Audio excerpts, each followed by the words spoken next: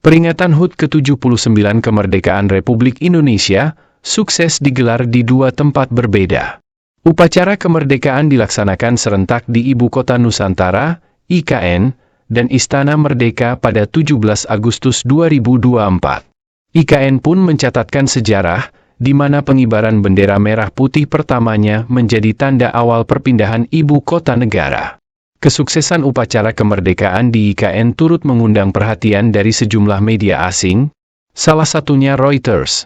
Meski menuliskan upacara berhasil digelar dengan meriah, namun Reuters menyoroti tahap pembangunan IKN yang dinilai dilanda banyak masalah dan menghadapi penundaan. Reuters dalam laporannya menyebut bahwa upacara di IKN digelar dalam skala yang lebih kecil dari perencanaan awal. Hal ini disebabkan oleh keterbatasan infrastruktur dan kapasitas penginapan di IKN yang masih dalam tahap pembangunan. Selain itu, pandemi COVID-19 yang melanda dunia juga turut memberikan dampak signifikan terhadap proyek ini, menyebabkan penundaan konstruksi dan kendala dalam menarik investasi asing. Pengunduran diri para pemimpin proyek IKN juga dibahas dalam laporan tersebut.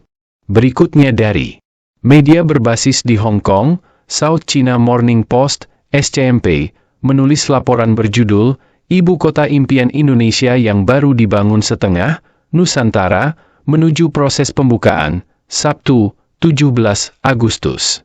Dalam laporan itu, SCMP mulanya menyoroti bagaimana sejumlah kontroversi telah menyelimuti ibu kota baru tersebut sejak rencana anggaran yang digelontorkan untuk pembangunannya senilai Rp466 triliun diumumkan 5 tahun lalu. Sabtu itu, Presiden Joko Widodo akan memberikan pratinjau rencana besarnya untuk menghapus bayang-bayang kolonial yang menurutnya masih menghantui ibu kota saat ini, ketika IKN menjadi tuan rumah perayaan Hari Kemerdekaan Indonesia yang pertama, di luar Jakarta yang penuh dengan polusi, demikian petikan laporan itu.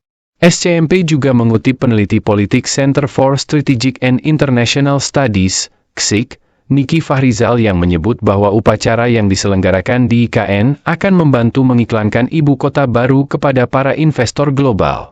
Misi di balik upacara Hari Kemerdekaan adalah untuk memastikan bahwa kalangan internasional tidak perlu takut untuk berinvestasi di sana, ujar Niki. Media yang berbasis di Malaysia, Selangor Jurnal, juga melaporkan hal serupa. Dalam laporannya, Selangor Jurnal menyoroti perayaan kemerdekaan RI yang digelar di dua tempat sekaligus, yakni di IKN dan juga di Istana Merdeka di Jakarta. Upacara di Nusantara dipimpin oleh Presiden Joko Widodo, didampingi oleh Presiden terpilih Prabowo Subianto. Sementara itu, Wakil Presiden Maruf Amin memimpin upacara di Jakarta, dengan Wakil Presiden terpilih Gibran Rakabuming Raka di sisinya, tulis laporan tersebut. Selain itu, kantor berita lain yang berbasis di Malaysia, New Straits Times menuliskan laporan berjudul, Indonesia Rayakan Hari Kemerdekaan di Ibu Kota Masa Depan Nusantara. Dalam laporan yang ditulis, Sabtu, 17 Agustus itu, mereka menyebut Indonesia menggelar perayaan Hari Kemerdekaan yang lebih sederhana, di IKN seiring pemerintah mempercepat penyelesaian pembangunan ibu kota baru tersebut untuk menggantikan Jakarta yang berpolusi. Mega proyek senilai $32 miliar di Pulau Kalimantan ini, diharapkan secara resmi menjadi ibu kota politik Indonesia pada Sabtu, namun penundaan konstruksi dan masalah pendanaan memaksa Presiden Joko Widodo untuk menunda penandatanganan sebuah keputusan Presiden yang menandai pemindahan tersebut, tulis laporan itu.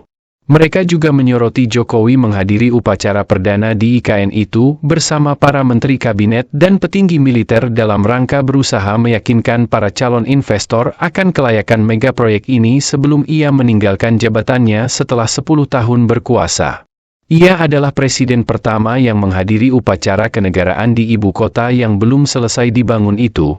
Mereka juga menulis bahwa para pemerhati lingkungan sempat memperingatkan agar pemerintah tidak membangun kota metropolitan di salah satu bentangan hutan hujan terbesar di dunia, yang merupakan rumah bagi orang utan hingga macan dahan. Tulis New Straits Times dalam laporannya.